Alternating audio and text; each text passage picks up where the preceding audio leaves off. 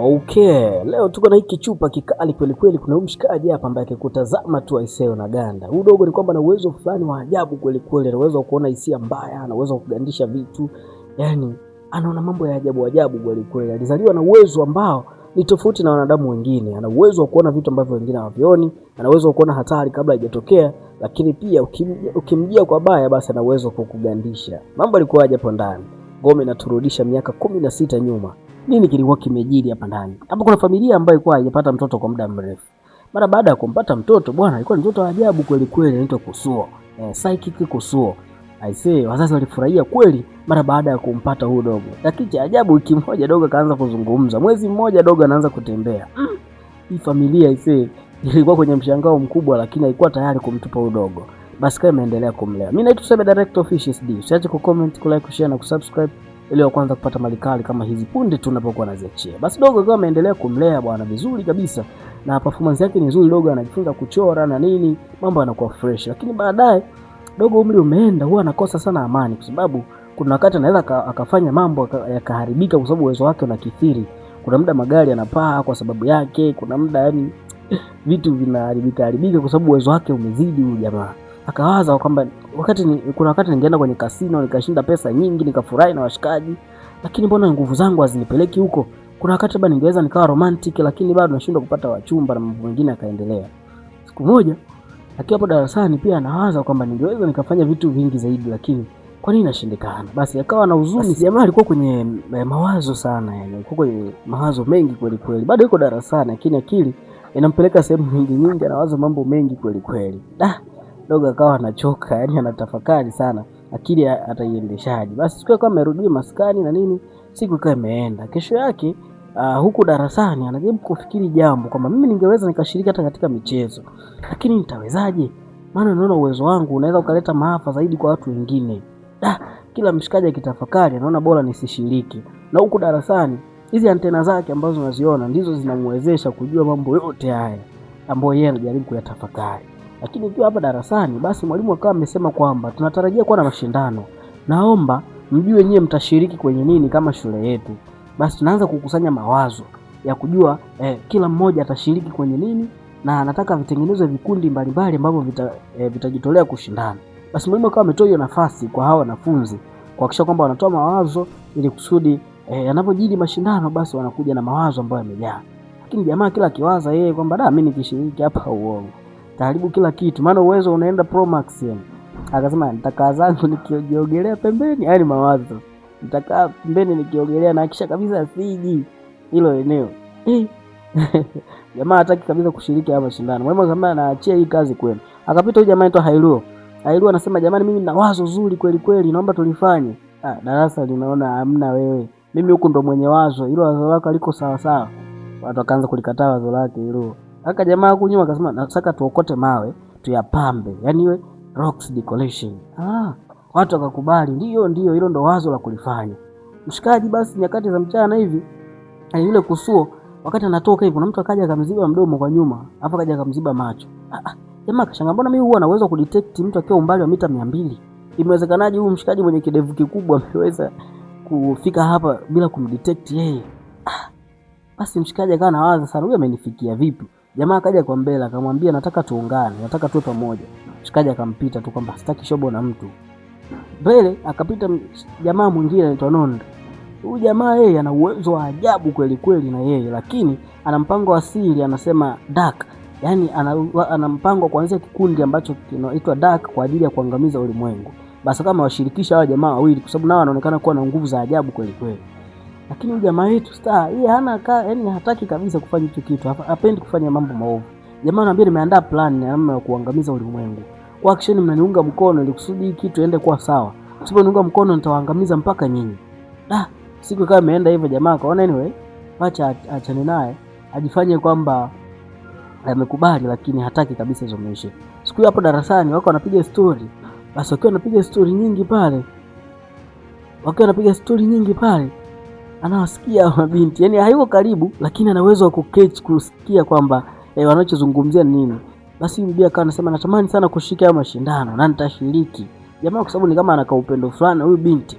Akawa anasema na mimi nishiriki nini kwa sababu ya yule bibi atashinda. Bibi ni kazuri kweli kweli. Na jamaa ndo maana anasema wewe binti mzuri kama ataingia kwenye mashindano, acha na mimi niende ili kusudi niweze kucontrol hivyo vitu, kwa sababu vinginevyo sitoweza kucontrol hivyo vitu. Basi jamaa akawa anazidi kuvuta taswira namna siku ambavyo inaweza ikawa. Baadaye yuko huku njiani, kabibia kanajaribu kumsemesha na nini, kanamchekea. Jamaa sema nashukuru. Maana hapa nikiingia kwenye mahusiano hata siwezaki kuwa romantic. Bibi alimind. Anawaza kwani jamaa limenichukulia mimi hivi. Akamfuata tena mara ya pili. Hi handsome. Handsome mwenyewe anamuelewa sasa. Bibi alimind akaona huyu mjinga huyu. Tutakutana naye tu chobings zingine atanielewa. Ananichukuliaje. Bibi akawa anawaza kweli. Akamfuata mara ya tatu. Jamaa akamkwepa. Yes, na maana mimi ni mbaya namna hii. Jamani bila akakimbia. Akaona huyu nisimpotezee muda. Karibia kalimfuata mpaka kutafuta kweli. Mshikaji haonekani. Ameenda wapi naye huyu? Anaogopa hadi mademu. Ameniona mimi chizichizi. Baadaye akaja darasani. Nimekubamba sijakubamba. Jamaa akasema mambo niondolee usumbufu hapa. Sitaki kupata usumbufu aina yoyote. Lakini jamaa akaanza kumpenda binti kwa sababu ya hiyo reaction na nini na ucheshi. Baadaye wanakuja huko kwenye masuala ya chakula na nini. Jamaa anaonekana hana furaha kabisa yani. Kwa sababu ya hiyo hali yake. Kuna wakati inampelekea kwenye matatizo. Kwa anajikuta ana stress sana. Lakini bado hatujajua namna nzuri ya kutumia uwezo wake umshikaji. Basi siku zikawa zimesonga hapo mbele bwana. Yale mawe kweli wale walisema sisi tutaandaa mawe kwa ajili ya decoration na nini. Tutashindanisha siku yetu tutahakisha mawe yetu yanashinda amepaka rangi. Hapa na pale.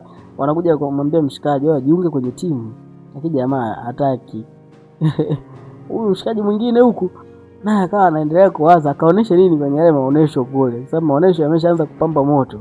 Basi jamaa hapa na pale akiwa yuko hapo darasani anajaribu kuondoka, kale kabibia kakawa kanamnyemelea kila mara, kanaacha ujumbe. Unajua mimi nakupenda tafadhali nifikirie. Jamaa anaona kajinga sana. Baadaye kaanza, njoo sasa sisi tuonesha hata vitu vya jikoni bwana na mapishi. Lakini jamaa yuko tayari. Wakaja hawa jamaa wakamuomba bibi akaenda kashiriki. Jamaa hapo ndo anaingia wivu. Yaani kama bibi ataenda kushiriki huko na mimi lazima niende huko. Haiwezekani nisiende. Huko maonesho yanaendelea. Hapa mbele kuna mshikaji anaitwa The Magic au The Magician. Yaani yeye mtu wa maajabu. Jamaa naye akawa amekuja kuangalia bwana. Sasa yule magician anasema naingia huko ndani ili box na nitapotea. Huyu bibi hapa atachoma mapanga kadiri awezavyo. Hataweza kuniua na wala chochote kibaya kitatokea. Ladies and gentlemen, naomba anifunge mikono niingie na ninaenda kuanza wasaa huu. Basi mshikaji akawa ameingizwa hapo ndani. Baadaye wakafunga vizuri kabisa. Lakini bibi hapa ndo mtu wa kuchoma na mapanga. Jamaa kwa kaangalia akawaza kaanza kuona hatari itakayompata yule jamaa. Akasema ngoja nikamsaidie. Akawa amechomoka na kuingia kwa mazingara kwenye lile box. Cha ajabu anakutana na kiredio tu. Mshikaji ashapotea kitambo. Kama alivyo mtu wa magician ameshapotea. I say. Sasa jamaa ameingia mle. Inabidi sasa yeye ndo achomwe mapanga. Na bibia huko achanda mapanga, ikachomwa ya kwanza. Kwa bahati mbaya sasa uwezo huu dogo ni kwamba ameweza kuingia lakini kutoka sio rahisi. Alikuwa hapa mapanga ni mengi. Bahati nzuri ilikuwa hajafa huko ndani. Ni kwamba zile nguvu zake zinajiactivate ndani ya dakika 10. Sasa zoezi la pili ni kwamba nilie box ni kulinyanyua juu na kuliangusha chini. Anambia angusha. Jamaa kana leo nakufa leo. Cha kushukuru Mungu akabaki huko salama. Baadaye wakaleta mafuta. Ni kwamba box atakimwagia mafuta ichomwe moto. Mshikaji akatengeneza kitu kama ubaridi na ubarafu mle ndani. Bado nguvu ya kutoka itajiactivate ndani ya dakika 10. Wakaambia lete burudoza likanyage kabisa ili dude liweze kupasuka. Lakini jamaa tabaki hai. Jamaa kumbuka alikuwa na nguvu ya kuingia tu kutoka bado.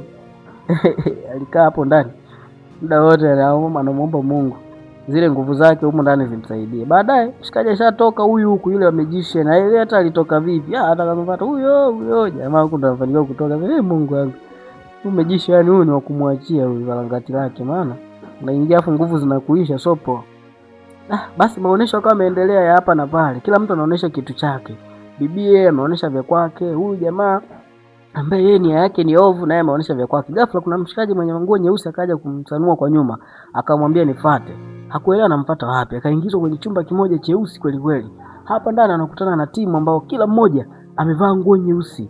Wanamwambia karibu katika timu. tunahitaji ujoin.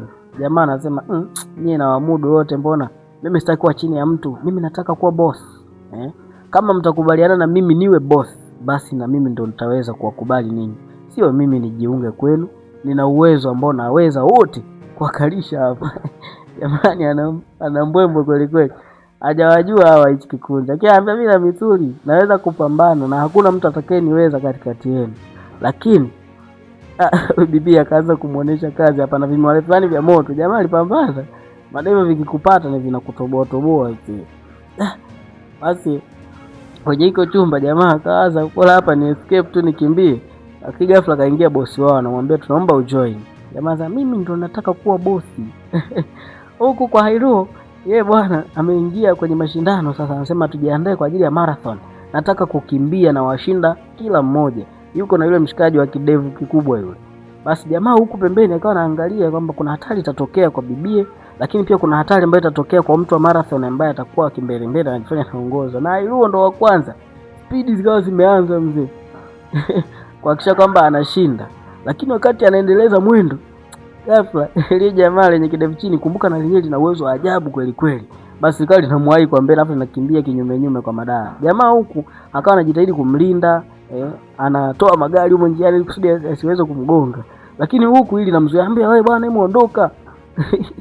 Lakini jawali la mzingua tani jamani anakimbia, lakini huyu akimbia hata kwa speed. Jamaa akamwambia angalia kule. Jamaa alipoangalia kule, shwa akampita na bahati nzuri alikuwa ndo ana approach mwishoni pale. Basi akawa amefika na alikuwa mshindi, ila amechoka balaa yani. Wakaja kumwamsha, amka bana wewe tu mshindi. Mashindano akawa yameendelea hapa na pale. Taarifa zikaendelea kutapakaa hapo kwamba watu wanaendelea kufanya vizuri na hakuna mshindani mwingine ambaye amepatikana mpaka sasa. Shikaji akawa amekuja huku anasema nataka tuingie kwenye mpambano na hawa watu wa squad ambao wao wanapiga mapigo ya baraza hii. Yeye anataka awe ndio mshindi. Basi akaanza kumchakaza. Lakini hawajamjua mshikaji ni ana nguvu. Hapo tu anawaektia, aliwaamshia. Aliwapigiza sana yani wakaondoka. Basi huku kurejea tena maeneo ya darasani kwamba wanajifunza tena vitu vingi vingi na nini. Kabibia kakaanza kutengeneza ukaribu na jamaa yetu. Baada akikida kimsemesha jamaa psychic ana ile yeye ana mrejesho mzuri kwa bibie. Bibie akawa na mind sometime, lakini hana namna. Hapo akaona na huyu mshikaji wa kidevu kikubwa anamwambia sasa nina plani nyingine, hem njoeni nifuateni huku. Wanamfuata wapi? Ni kwamba jamaa anawaleta kwenye maeneo ambayo anajua yeye amewatengenezea mitego. Umeona? Amewaleta katika mazingira, lakini huku kuna jamaa alitaka kuatisha. Ila anataka kuatisha kamuona huyu mwenye kidevu chini na akazimia yeye mzee. Kuna kidevu ni kikubwa namna hii. Basi jamaa akawa anaambia endeleeni kunifuata kuhakikisha kwamba nawaonesha kila kitu huku ndani. Basi bana hii ikawa imeenda, lakini hapa na pale wakawa wamevaa miwani fulani vya ajabu ambavyo ni kama kwa ajili ya maonesho. Lakini kumbe jamaa alikuwa limemwibia yule mshikaji miwani ya kweli. Haya, ni kwamba sasa jamaa hataki kuwatazama watu kwa macho, wanaganda kama hivyo. Na inachukua zaidi ya masaa 12 kuja kuganduka tena. Haya, sasa mshikaji hana miwani. Miwani alikuwa nayo huyo jamaa, na huyo jamaa ndo kashagandishwa hapo. Mshikaji amlete huyu jamaa darasani. Kumleta darasani huko ili atakavyozinduka, hata kama hata kuwepa azinduke kwa mahali salama. Basi jamaa inabidi apige simu nyumbani, mama niletee miwani kwa sababu huku shuleni italeta madhara mengi. Sasa watu hawajui kama huyu jamaa akitazama anabadilika kuwa jiwe. Basi kwa bahati mbaya watazama wote hao mabinti wakabadilika kuwa mawe. Darasa zima. Mwamba kaona mbona kama madhara yanaendelea kuwa mengi. Sasa cha kufanya sasa hivi ameenda kujificha kwenye chumba cha siri. Kwa bahati mbaya kale kabibia na kenyewe kalikuwa kule kwenye kile chumba cha siri bwana. Sasa kaambia muondoka, penya kinyume nyume kwa sababu nikikutazama tu utaganda hapa. Basi bwana, muda ukawa umeenda sana. Baadaye jamaa akaja hadi kwa huyu mshikaji anambia niazime miwani yako tafadhali. Niazime miwani yako kwa sababu vinginevyo hakuna ambaye atakuwa salama usiponiazima miwani. Basi mshikaji kabidi ampe bila kumtazama. Akavaa miwani. Angalau sasa mambo aliyokuwa yameharibika yanaanza kurudi kwenye mfumo. Lakini mshikaji kuna mionzi fulani kama ana uwezo kuitoa hivi. Basi mionzi kawa inawaamsha wale wote ambao walikuwa wameganda na nini, wanarudi kwenye hali yake ya kawaida. Mshikaji anashangaa. Huyu mwanadamu kweli huyo? Au inakuaje? Basi jamaa baadaye akawa ameendelea na mishi zake bana, amekuja mpaka huku kwa wanafunzi wenzie. Sasa wakati anaendelea kutembea, kumbuka na uwezo kuhisi hatari, anaweza kuona vitu vingi. Akawa amemchukua bibie, anamwambia bibie, anajaribu kumsemesha. Jamaa anamwambia unasemaje? Kwenye kile chumba cha siri kuna nini? Basi hapa michezo ya hapa na pale ikawa imeendelea, lakini mshikaji ana hizo antena, kumbuka kichwani, hatakiwi kunyofolewa hata antena moja. Hizo antena ndo walau zinasaidia kupunguza mabalaa. Basi baadaye akawa amecheza mchezo wa kukimbia na kujificha. Hawa wakawa wamekuja kujificha wawili. Unajua wana namna fulani wanapendana. Wauni wesi wakaja wakatia super glue pale kwenye mlango. Fungua wapi binti? Fungua wapi? Ametia glue. Tutafanyaje sasa? Ile video akae huko ndani. Lakini jamaa akaanza kukumbuka yale matukio yote, kwamba yale matukio niliarrange ili kujipima nguvu mimi. Kumbe jamaa yale matukio yote alikuwa anajua kwamba atatokea. Hali ili ya kufungia mlango. Sasa sijui kwa nini amefanya hivyo, lakini kumbukumbu zake zinamwambia kwamba aliarrange yale, lakini naona mengine anashindwa kuyazuia. Kwa hiyo ni bora asiarrange mengine tena akatokea. Yule mshikaji mwenye lengo la kuharibu ulimwengu huyu huku kaja na mawe fulani hivi, anasema nimekuja kuwabonda ninyi wote. Mawe yana maajabu yake. Huyu jamaa bosi wao anambia utusamee bana, sisi hatuna nia mbaya, basi tuko tayari kujiunga na wewe kama itawezekana. Mwamba anasema nimekuja kuwachakaza kwanza, kwa sababu inaonekana nyinyi hamtaki kunielewa. Basi jamaa akaanza kuogopa hapo ndani, maana mshikaji yana nani nyingi kweli. Huku kuna jeshi bana ambalo linakuja kwa ajili ya kupambana na hawa jamaa. Hatujua hata amekosa nini, lakini jamaa akiwa kule ndani akagundua kwamba kuna lile jeshi pale. Basi akatoka kimiujiza na kwenda kule kusaidia, ili kusudi wale watu wa kule wasije kadhurika, kwa sababu hawana hatia. Ili jeshi limekuja tu kufanya ujinga, akawayeyusha wote. Aliokuwa nao hapa anajaribu kupambaza watu. Sasa kajamaa nguvu zote zimeisha. Kanacheka tu hapa. Nguvu kurudi tena baada ya dakika 10. Bibi akaanza kuwaza. Sasa huyu naye vipi huyu? Anacheka tu kazi zetu. Basi baadaye cha ajabu bibi sasa ubaya aliofanya, akatoa antena moja. Kwa mifumo yote ya dunia ikaanza kuyumba. Kompyuta za watu zinazima na kila kitu. Kwamba huyu jamaa ana uwezo pia kucontrol mifumo ya satellite, mifumo ya internet na kila kitu. Basi baada ya kuchomoa ile antena moja, jamaa kila kitu akigusa kinateketea. Bibi akaanza kuogopa, mama yangu asije kanigusa huyu. Kwa sababu kitakachotokea hapa kibaya. Basi bibi akawa amejitahidi kukimbia hapa. Lakini jamaa sasa anafanyaje? Akitaka kuchomeka antena, kutazama hivi kila kitu kikaganda tena. Kukawa na ubaridi wa hatari hapo ndani. Lakini jamaa ikabidi atumie sasa nguvu zake nyingi ili kusudi aweze kuileta ile antena pale na kuhakikisha kwamba anaichomeka upya. Akaanza kuivuta ile antena ili kusudi madhara yapungue. Bahati nzuri akafanikiwa kuichomeka. Na kila kitu kinarudi kwenye mfumo. Ila pale walipokaa bado pameziba, pamekuwa ni barafu la ajabu kweli kweli. Jamaa anasema bora tu nikajiue. Akarudi nyumbani kwa wazazi. Kinyonge kweli kweli. Huku darasani watu ndo wanaanza kufahamu zimerudi na kila kitu. Jamaa akasema sitafanya yale tena nilokuwa nimeyafanya awali ya kugandisha watu na kila kitu. Nahitaji kuwa mtu mwema kabisa. Ngombe nakomea mahali hapa. Mimi naitwa Cyber Director Fishes D. Nikuombe tu usiache ku comment, ku like, ku share na ku subscribe. Ciao.